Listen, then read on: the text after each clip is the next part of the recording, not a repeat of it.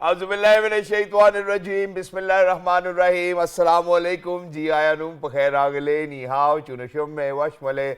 Wahai Gonzaimas. Guten Morgen. Hola. Bonjour. Privyet. Kaifa hal? Hale shoma chatore. Ahlan wasalan. Marhaba. Buna. Mucho gracias. Swabi. Abballi kare aaya. Hosh galdin. Anayo sayo. Khuyamora. Chiwato. Kalimera. Chi Hal Yud. Ladies and gentlemen, a very warm welcome. Thank you very much for tuning into PTV World. You're certainly watching World this morning. The name happens to be Shahzad Hassan Khan, and I'm very lucky to have been joined by my very well-learned colleague who happens to be Miss Hajra Satti.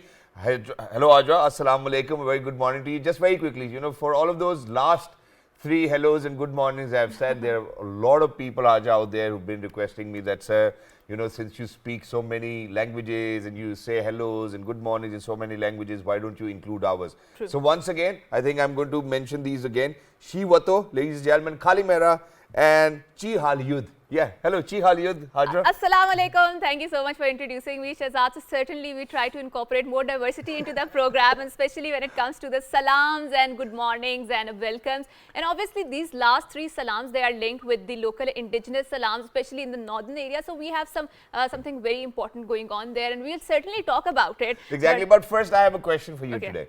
Okay, so just yesterday, so I went back to reading, because, so now the matches are over, so I got some time, and, just because I mentioned just yesterday that, for people who actually work harder on themselves are the people who turn out to be really more successful as well. Alhamdulillah. Even though that I believe that success comes down from Allah Almighty, does not really matter whether you work a lot harder or not, so there are people who might not have worked as hard as you have, but they might be more successful, so it's all from Allah. But very quickly, ladies and gentlemen, what I wanted to say over here was, I think I'm going to postpone it. I'm going to say it later. We need to head out towards a short break. Once you come back, I have a question for Hajra. We'll start from there. Short break. Good morning.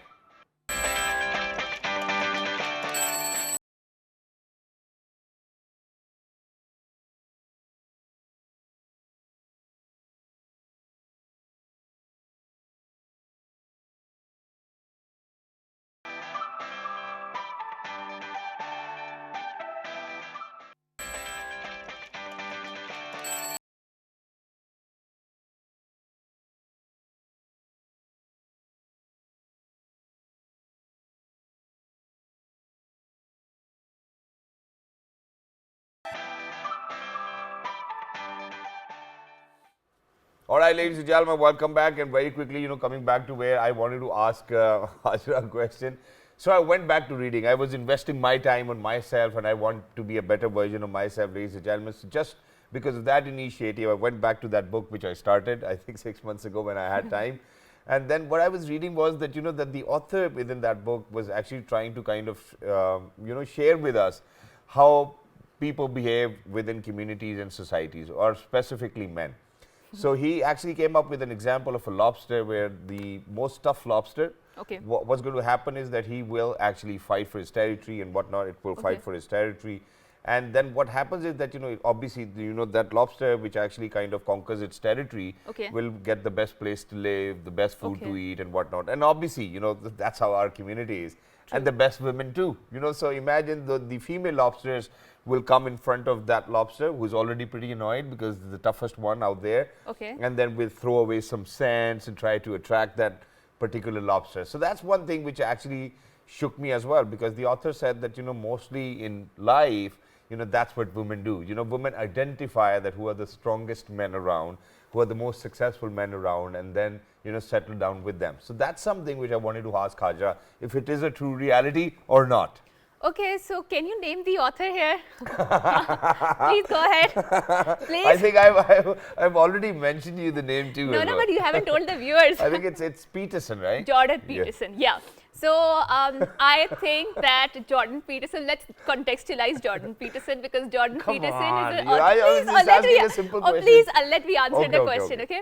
So Jordan Peterson is a person who feels that because of all of these feminist movement, the masculinity is threatened, and especially he had his own idea, the very Western idea of masculinity. So that is why he's jotting all of this stuff. But having said so, yes, this might occur, but I don't think so it's a gender specific. I think it's both way around. Yeah. I see that there are a lot of men also actually who are baiting women out there. They might find that they have actually an opportunity and they can be stepping stone for them to achieve a lot of success in their life, right? But having said so, obviously these problems are there in our society and we see.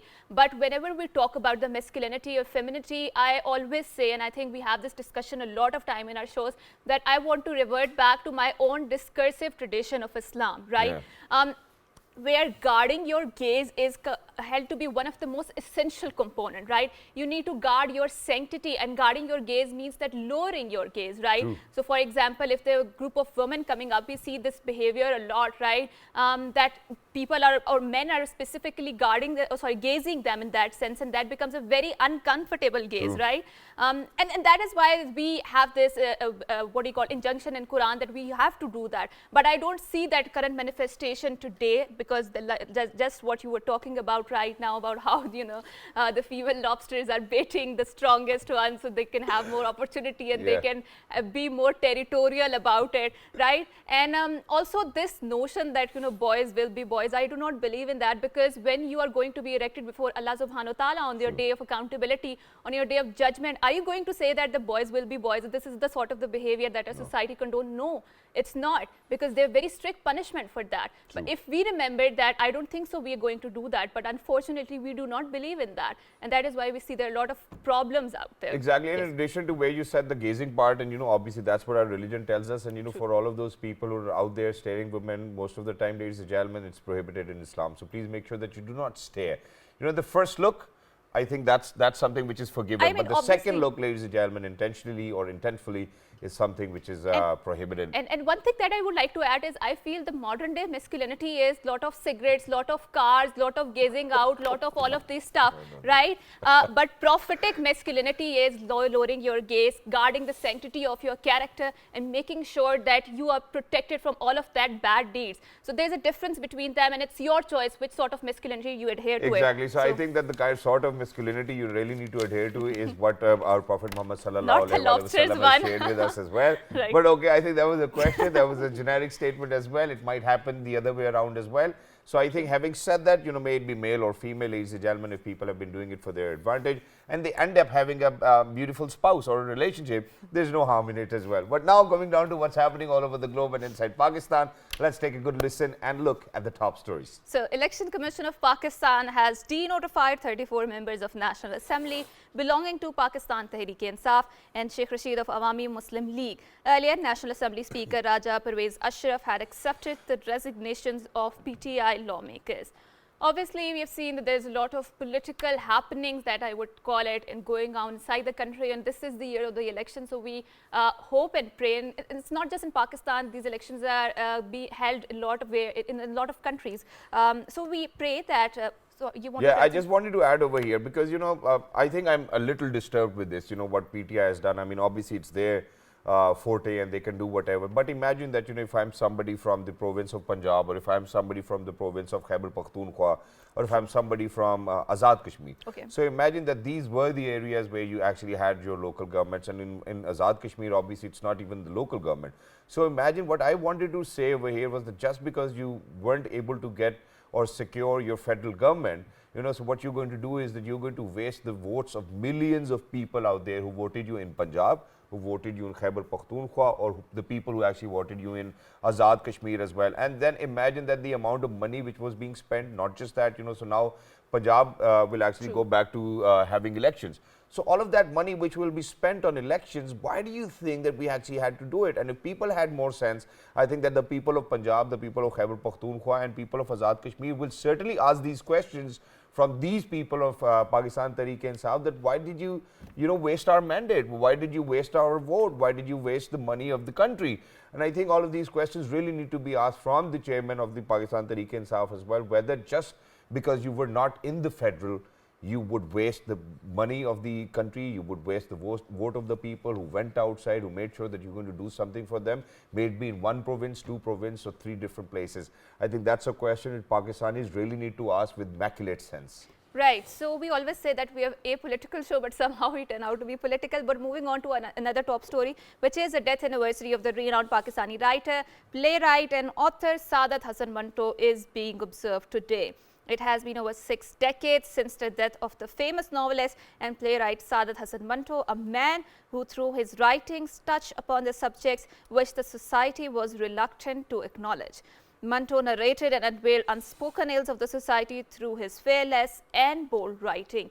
And I think this is the sort of an attitude, or this is the sort of the writings that obviously are memorialized over the centuries. And we see how in the case of Manto, because when he was alive, obviously he faced a lot of repercussions for writing about a lot of taboo subjects of the society, a lot of darker aspects of the sides of the society which are considered to be taboo and which do not fall under the respectability, what do you call it, the arena of respectability. And that is why he faced a lot of repercussions and persecution in that sense. But after he passed away, we see that he's still alive in his writing. We have also seen that there was a feature film on the Manto. Not just over here, across the border as Right. well. A lot of people have loved his work. And Haja, in addition to that, I believe that, if we are to kind of talk about Manto, I think Manto Saab started speaking about such social issues which nobody used to speak about back then as well. So there was a lot of stigma, there were a lot of dilemmas around all of those subjects, and he was the one to speak about it, in his writings, wherever he might probably be.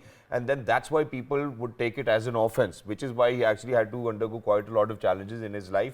But he was always being really very honest about things, and I think that once you're going to read his poetry, ladies and gentlemen, you're certainly going to get the idea that he was talking about things way ahead of his time, and it was important, and I think he was the ambassador of change as well. Moving on now, where the jury selection kicked off in a case brought by Tesla shareholders who claim Elon Musk's 2018 statement that funding was secured to take the electric car maker private amounted to fraud. The lawsuit in San Francisco federal court seeks damages for the company's shares shot higher and then fell again after when the New York Times reported that funding was far from secure. The shareholders have not specified the damages, but said Musk's tweet cost investors billions. The trial is expected to last around 3 weeks. I mean, I don't know. Either this gentleman has this talent of being in the news or around, and his marketing team is great, or other than that, I think that he's that one gentleman who got lucky with his billions of dollars, and now he's on to losing it all. Right. I think, yeah, we constantly see him in news, specifically when it comes to the Twitter. When it's not Twitter, it's the Tesla. But obviously, it is said that bad publicity is also publicity, True. right? And like you mentioned about it. So, Shahzad, a few weeks ago, we had the, the winter vacations for the children, right? So, did you take your children to anywhere? It was such a challenge, Haja, so because, my, the oldest daughter, alhamdulillah, is 9 years old. The younger one is at 3.5, and the most youngest one is at 2.5 as well. So imagine, obviously, with these winters, there was a lot of trouble around, kids' health as well, and they were rushing to the doctor and coming back.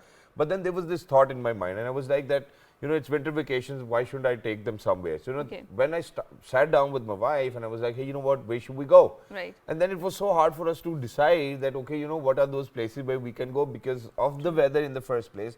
But having said that, Haja, today we actually have an answer to this, ladies and gentlemen, that for all of those people who were looking for winter sports, we have been joined by a gentleman over here who for the last 15 years is actually within this very amazing adventurous lifestyle. Not just that, but he's over here 14 months over here in Pakistan. He's looking after a facility, ladies and gentlemen, where you can go, you can ski, you can snowboard, you can zip line, you can do so much stuff, and that too in a 5-star facility. I think anybody would want to do that. So, ladies and gentlemen, without any further ado, we're very lucky that we've actually been joined by the general manager of Malam Jabba Ski Resort, and he happens to be Mr. Martin. Hello, Martin. How are you? Good morning. I'm great. Thank you for having me on the show. Thank you so much for joining us. It's wonderful to have you over here. How are you feeling today? Oh, excellent. Hey? Coming down from Malam Jabba, relaxing in your suit, does it feel great? It's definitely a breath of fresh air, I would say, outside of the mountain life. But, the mountain has its benefits. True. Right. Clean air, nice and pristine. But it's just always cold over there. That's the only problem.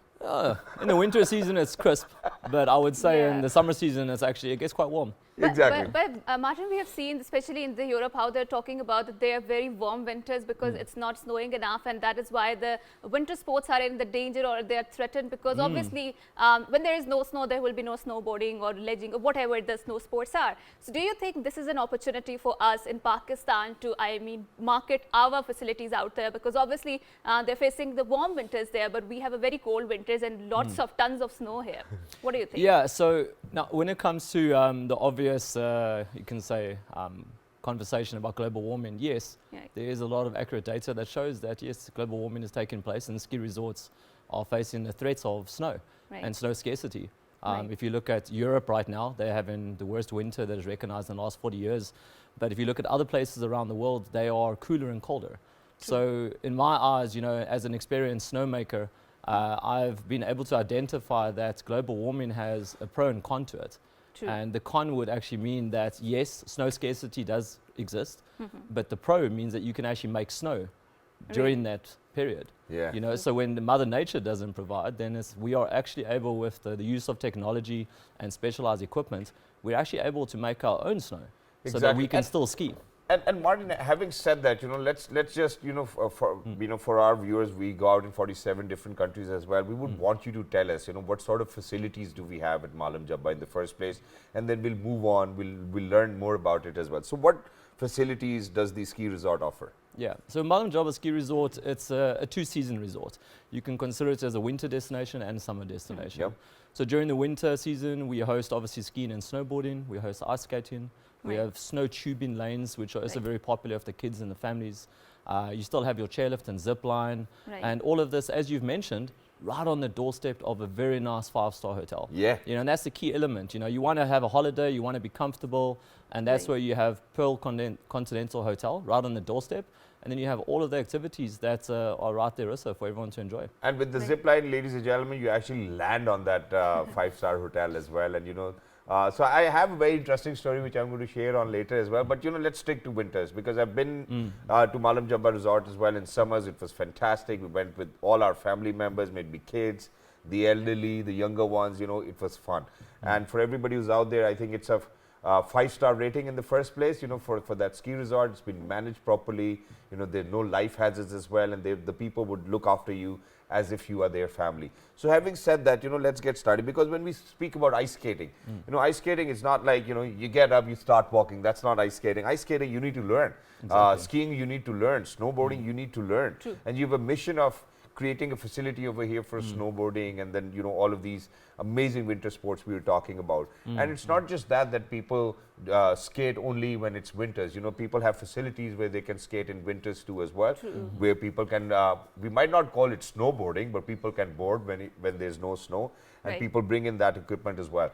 So how do you think that anybody who will be visiting this ski resort, if they do not know how to ice skate or snowboard or skiing, how can they do it then even? Well, when it comes to any big organization and it comes to multiple moving pieces, every single piece plays a very vital role of making sure that it moves correctly. So we identified last year when I arrived that one of the biggest missing pieces of the puzzle was that we don't have a ski and snowboard school where our clients can actually learn how to ski and snowboard, but not just quickly put on some skis, go down the slope, take a photo. We actually wanted clients to be able to experience what it is like to learn how to ski on an international standard. Because we want to introduce what we call a new approach to skiing culture in Pakistan. We don't want people just to quickly learn, take a photo, disappear and never ski again. We want people to actually so we be a have part some of a new pictures, skiing We have culture. some pictures and videos as well, so you can let us know if that's what you're doing. Are you teaching over here? That is correct, yeah. So that's my colleague, Mr. Dale Andrews. So we've hired an international ski and snowboard instructor that can start to teach people the correct methodic. But it's not just about teaching people, it's also about teaching the local instructors how to teach the right way. And that's what we've started to do. We're also going to be hosting a ski and snowboard instructors course that will also allow people within Pakistan that can actually ski or snowboard themselves, that one may be to have a stepping stone to be able to go overseas and work as an instructor. We're going to provide them with that opportunity. And it's about changing the skiing culture. You have to start off from learning correctly so you can have passion into it, and you can have a safe experience that can maybe become your next hobby. Yeah, and I see that there's a lot of adrenaline rush when we talk about those sports culture or the winter sports about it. Let's talk about the local economy, right? And how does the local economy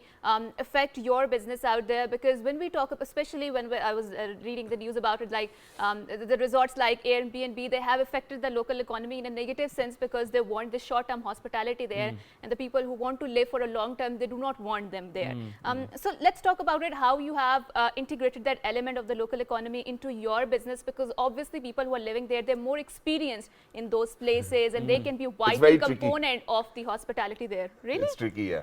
Okay. It can be a tricky conversation to have, but you need to look at what an organization represents. True. Okay. And Samson's group of company prides itself in ensuring that we want to be a fundament when it comes to tourism in the country.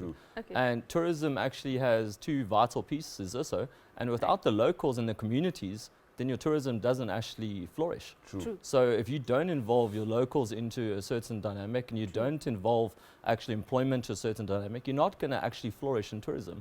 So we approach that a sense, head on. We ensure that when we do build a resort somewhere, that we actually employ all the locals to make sure that they can also benefit from the tourism in that area. Exactly, but having said that, because it is surrounded by a 5-star facility as well, so people might have this notion that, okay, if we go, we might have to pay for 5-star residence as well. So is it like that, or do you think that for anybody who wants to come and just avail the ski resort activities or facilities, they can do that too? If you look at your day trip from Mingora up, it's a very short drive. Right. And between Mingora and Malamjaba, the village, and more importantly, PC Hotel, there's multiple different options of accommodation available. True. So you don't necessarily right uphill. You have to stay right at the top. But the benefit, yes, stay on the resort, have the skiing, everything right there. But there is multiple options for people along the way, all within a very short drive. Exactly. And having said that, Haja, in addition to that, because I went with all my family, as I mentioned before as well, and it was fantastic, because it's very convenient, number one. So it has its own environment. So most of the time, your 5-star residence is actually just surrounded by clouds. Okay, you can't see anything. And that's something which I'm talking about summertime. Okay. I'm not even saying that it's winters. In winter, it might be 3-4 feet snow around that particular area as well. But having said that, when we speak about all of these activities, and you've said that you're converting it into a school now, because we have more facilities of such sort. So Pakistan Air Force has a facility somewhere around Kala Bagh as well. I went over there. They have an entire ski school. So they have all of their equipment. But for people, who are coming on a day trip or for 2 days or 3 days, so for all of that equipment which we require will be provided by your ski resort, or is it like we have to get it ourselves? No, so everything's provided. So when you're on holiday, skis, you want your life to be easy. You want to arrive, you want to just pay one value, and then you want everything provided. Yeah. And that's the key element. So we have a ski rental that's fully equipped. Wonderful. It's very well maintained skiing equipment, so there's no flaws in the equipment. Everything is sized correctly. The people that would attend the skiing and snowboarding classes will get skiing pants, skiing jackets, even helmets and goggles, if they need, etc. So all the equipment is actually provided. And is it cheap or is it expensive? For somewhere middle. You can say for the market, it's actually pretty modest. If you convert what it costs here in Pakistan on an international scale, this is very cheap to ski. Really? Very, very cheap. Wonderful. Okay, wonderful answer. So talking about the high peaks, because I've been to Europe and I've seen that their peaks are not exactly the sort of the mountains that we have in Pakistan, right? Because I've been to Austria, I've been to Switzerland, and I feel that they're not mountains exactly, they're hills because they're very short. But Pakistan has, I'm forgetting the number because 8,000 peaks 7, also. yeah. 7 of the highest 14. Kashabram 1, Kashabram 2, you keep on naming, Wonderful, yes. wonderful. So how can you market this element of the hospitality sector, especially when it comes to the Malam Jaba ski resort, into your marketing strategy about having incorporated the element of the high mountains of Pakistan? So, the great thing, if you look at the topographic nature of Pakistan, you have multiple different destinations that either consist of very flat land or in the north, very big mountains. Yeah. So now when it comes to any company that would actually want to build a tourist destination in the mountains, there's multiple factors that you have to take into consideration before you just build a resort. So Malam Jaba was very fortunate enough to already have some facilities when Samson's group of companies got involved there. But we still identify alternate locations within Pakistan that we can make more resorts, like we have at Malam Jaba ski resorts, that can attract more tourism there. And it totally is an international facility. I mean, you look at it, it's huge, so you certainly cannot think that, you can actually go over there and be onto the top, with the lift, and, you're all set to go back with your skis as well. So, just while you're here, I want to refresh my basics as well, So, when there were no lifts, ladies and gentlemen, so we used to climb with the help of our skis, and it was always sideways because they would have blades on the sides. So you put and it's really tedious as well, you get tired. Having said that, so when you're coming down, if you are to break, so you have to point your skis somewhat like this. Okay. The foundation really needs to be there. Yeah, There needs to be a particular angle to that. Yeah. And it's really interesting, so I would recommend each and every one of you to please go out there and witness it and experience it for yourself. And having spoken about all of these activities, what do you think that the families need to prepare for while they're coming towards the ski resort or to enjoy the skiing process? What do you want them to be prepared about?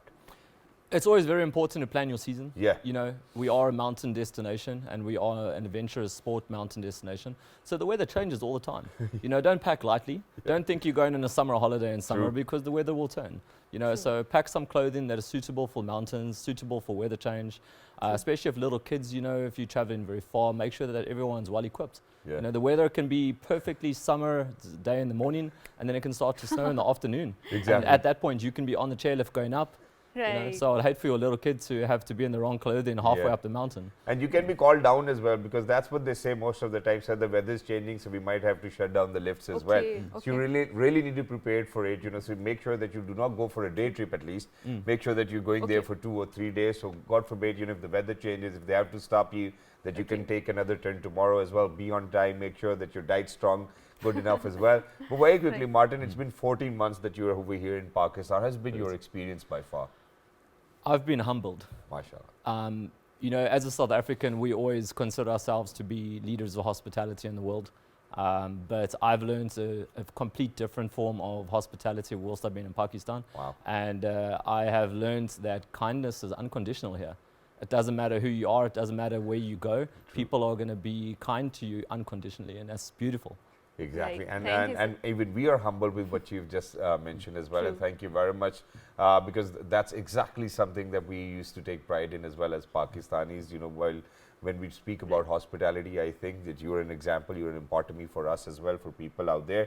So thank you very much for joining us. It was wonderful to be in conversation with you. If there's anything you want to say to our viewers out there, we go out in 47 different countries. You can go ahead, and share whatever you want to share. Yeah, well, obviously, Malam Jaba Ski Resort is only the fundament of what we hope to accomplish. Samson's group of companies is really looking at taking adventurous sports within Pakistan to the next international level.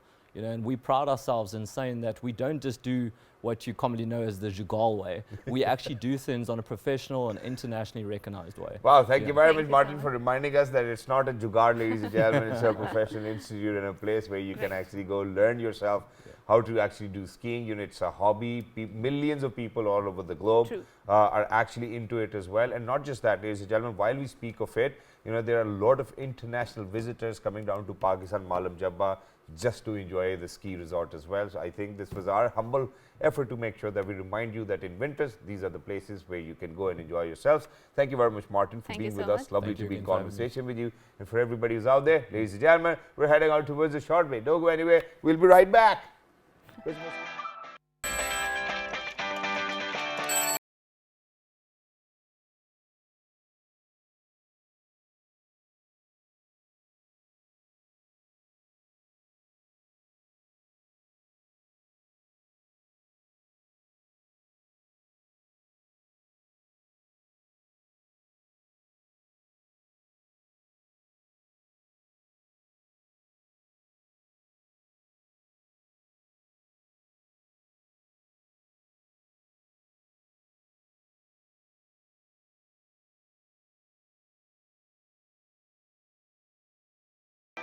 Welcome back. So we often talk about how expat Pakistani community is contributing towards their own country, not just in their terms of the financial or the remittances, but also in the non-monetary terms. For example, skill training and just having a softer representation of Pakistan back in the West or in whichever host country they are residing in, right? So we have one such inspirational story that we would like to share with you. And one of the achievement that really inspired me is the creation of the OTT platform by the name of Desi TV USA. And obviously Desis are sort of the term that a lot of people use for the Pakistanis or South Asian community in particular who are residing in the Western capitals or maybe in the Middle East or in some other countries. And it has a very broader dimension to their particular cultural habits and obviously how they want to remain rooted with their own culture and obviously at the same time adopting the culture of their own host country. Exactly, and having said that, since you actually mentioned about the OTT platform as well, so we have our own as well, PTV TV Flicks, ladies and gentlemen. Please make sure to download it. But coming back to where,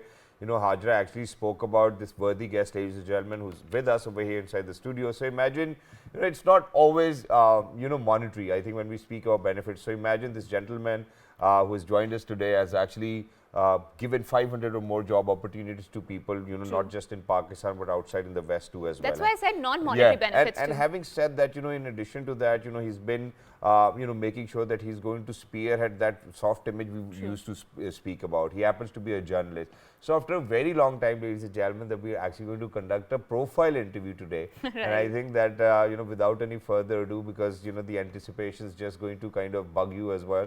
And we certainly do not want people to be taken away from this anticipation. Ladies and gentlemen, very quickly introducing one of our most amazing guests today who has been joining us, ladies and gentlemen, all the way from United States of America. We're very lucky that we have been joined by Mr. Nehal Khan, who happens to be a journalist himself. Hello, sir. Assalamu alaikum. Good morning. How are you? Sir, walaikum salam. Thank you so much. I'm honored to be here. It's an honor to have you over here inside the studio, and it's wonderful. But most of the time, when we speak about people, we refer to them as expats. But you, having been an expat, have served your nation more than people who might have served with living in Pakistan as well. How did that all happen? Sir, it's a long story. My TV channel name is Desi TV USA. Exactly. You live in, you're Desi, you watching TV, you live in USA. So the name is Desi TV USA. Yeah. Okay. DesiTVUSA.com, .net, .org. Okay. We started that in 2008. Wonderful. हमारा जो OTT platform है उसका नाम है जैसे आपका ना PTV Flix, तो हमारा DTV Flix. Desi TV Flicks. DTV Flix. Yeah. So So we stand digital corrected, television Flix. Okay. And we are planning to bring few thousand channels, but right now we have about, alhamdulillah, little over 500 channels, Okay. all language based, Urdu, Hindi category, then English, Punjabi, Sindhi, Malayalam, Marathi, French, German, Tamil, मतलब you name it, all international languages. अब coming back to your question, कि सारी चीजें, how did everything happen? Yeah. Right. So a long time ago, I was in a Independence Day मेला, 14 अगस्त का मेला था. उसमें मुश्किल से मेरे ख्याल से 100-150 लोग थे. उस ज़माने में हमारी ना पाकिस्तान कॉन्सुलेट भी नहीं थी.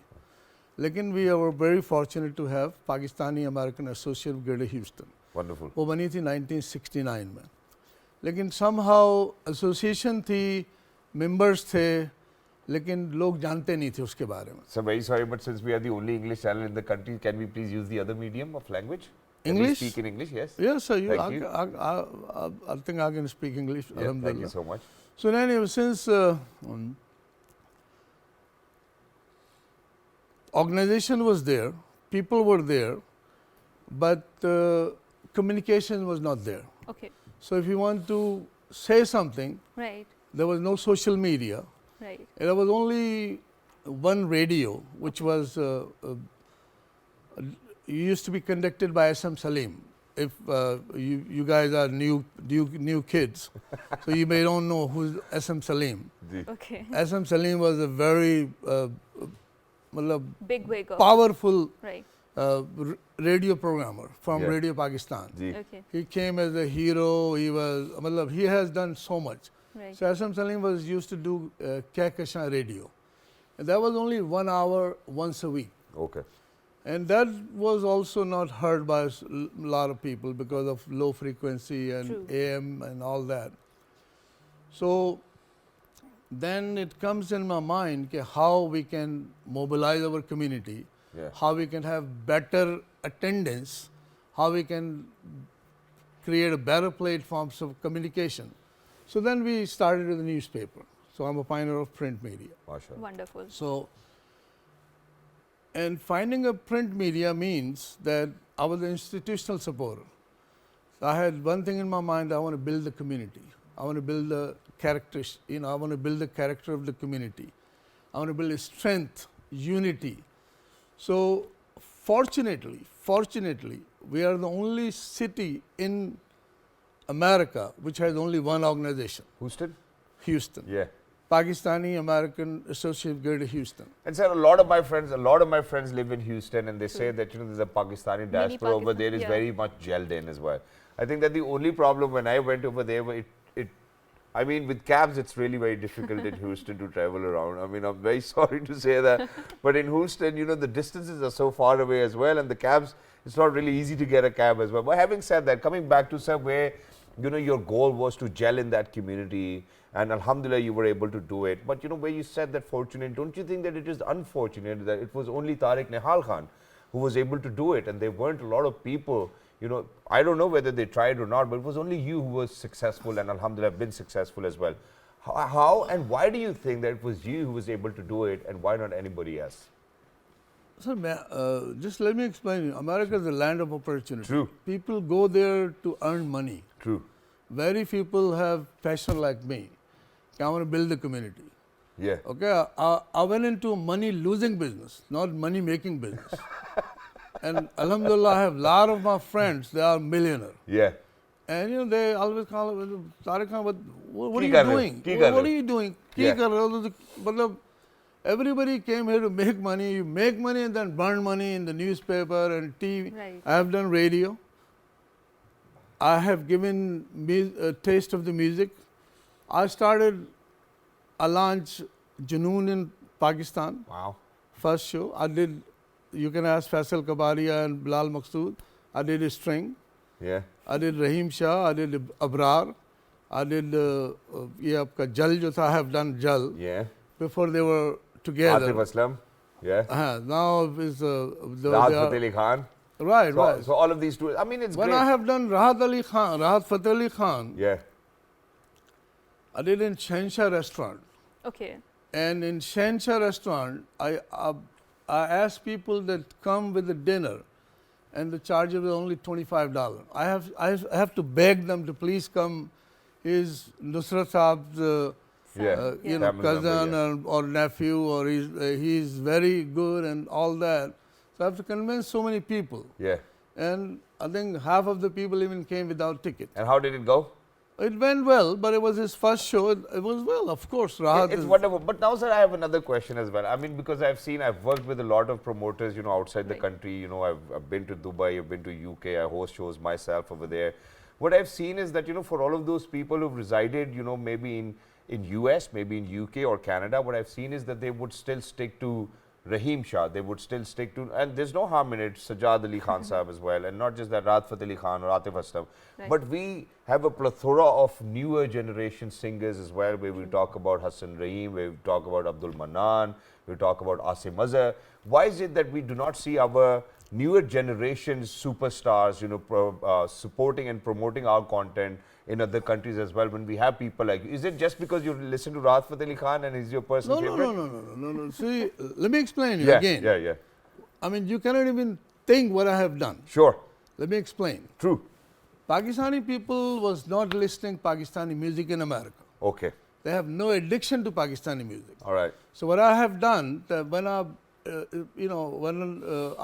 took the show from, what's his name, Dr. Saab I think I know Hadri Saab over there. Dr. Mirza. Yeah. Dr. Raza Mirza. Yeah. He's a national promoter. True. I've taken a show from Dr. Raza Mirza, and I went to the radios. I want to promote Junoon, but they don't want to take Junoon. They said, oh no, but I want them to play their music. True. They don't want to play Junoon. Okay. So what I did, I started calling them radio music marathon. I started my own radio. Wow. I went on air on myself, promoting Junoon. Play Junoon 5 hours daily. Wonderful. Monday through Friday. Right. I give addiction of Junoon. Even though I even don't understand Junoon music. Right. I was not that into, but I wanted my kids, my youth, to get addiction of our music. Wonderful. So we played only Pakistani music in Radio Music Marathon. We were not getting ads because people were not listening Pakistani music. Wow. But Alhamdulillah, I have given addiction to Pakistani people for Pakistani music. And how is it now? So do you get more ads now, and do you make a lot of dollar I bills? did my job and I'm out of it. Okay, so let's talk about the field of the journalism, since you mentioned that you started this or went into this profession back in 60s and 70s, and obviously news dissemination was way different at that time than it is now, especially because it used to take a lot more time reaching to the expat communities, and obviously they want to feel connected with their home countries back there. How do you see the changing landscape of the journalism as of now in the America, and especially with the fake news and misinformation, disinformation, which gets so much viral on the social media as a journalist? Well, I'm very disappointed with social media. All right. True. And a lot of time, even our news don't get views because we don't misguide people. True. We put what is inside, Right. not just put a fake title and something else inside. Yeah. So this thing has to stop. बाप ने बच्चे को क्या कह दिया? हाँ. आइए देखिए इस लिंक में. But I think with the Something passage of time, this bad content is going to filter out, and Clickbaiting. good content will come out, certainly, because this is how I see the things going on in the social media, right? What's your opinion? I understand, but my problem is honesty. If it's not truth, it's not truth. Yeah. I mean, this is really bad. True. So whatever inside it should be up there, but whatever is happening is not good. I think social media should be regulated big time. Yeah. It's time to regulate social media. But sir, we are saying social now. How can we regulate things which are social? And why should we? Because we are social beings, no? I mean, that's debatable. But sir, having said that, because you said that you're an honest person, we know it too as well. Who was a better president? Do you think it's Donald Trump or is it the new one, Biden? God, you put me in a very tough Okay, position. I'm going to I'm rescue sorry. you. I'm going to I'm rescue sorry. you. Let's focus back on Yeah, the come journal. on. I mean, we're morning show. So let's, we are let's end with apolitical it. morning show. Yeah. No, I'll I'm give just asking his No, opinion. I'll give him Yeah. honest opinion and a better Please, answer. please go ahead. And I hope you'll enjoy it. Yeah. Donald Trump was a great president. He wants to make America great. Yeah. True. His problem was he was not politician. Okay. So he made few mistakes. True. But as a business community, he cut down corporate taxes. He had done some, business incentive called opportunity zone. Yeah. On other hand, when Democrats come, they benefit the community at large, True. not the business community. All But right. business community, when they open business, when they give you raise, with the cutting down corporate taxes, like the bankers who are making $15 an hour, their salary went up to $25 an hour. All right. Because there was a 14% cut in the tax rate. So Donald Trump was a good president. I mean, to me, Obviously, but, But he was Biden's a certainly- better one. That's what you were saying. but, of course, I mean, We're going to See, see we have how a- it performs, right? He's the president now, and we're going to see how his agenda rolls out. So having talked about it, we have seen that the Davos platform is going on there, and there's a great discussion on the globalization and the perils of the globalization. And we have seen that how in the face of populism, a lot of communities, especially minorities group, feel threatened in a lot of Western countries because of the populism, because of the us versus them mentality. How do you see these entire demographics or is it entire dynamics playing out in the Pakistani community there? Do you think that there's such a thing going on there? you're talking about pretending to Joe Biden. Sorry? You mean I'm talking about the globalization in general. So in generally there is this distrust about the people, migrants out there who go out there. So what is your opinion? Very quickly, can you answer that, please? you need to be a little more. I mean, I'm talking about the racism that is there in the West. Oh, racism. Yeah. You're talking about racism. Yeah. Okay. I mean, honestly, racism exists everywhere. Racism exists here, right, in Islamabad. Racism exists in Karachi. Right. Everybody is racist to somebody, and which is ghair shari. Yeah. It should not happen. Exactly. But I mean, we have our law of land is very strong. We have very strong laws.